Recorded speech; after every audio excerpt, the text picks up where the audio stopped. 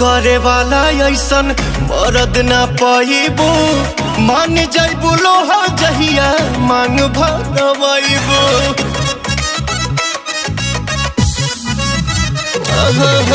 प्यार करे वाला ऐसन मरद ना पाइबो, मान जाइबो लोहा जहिया मांग भरवाइबो।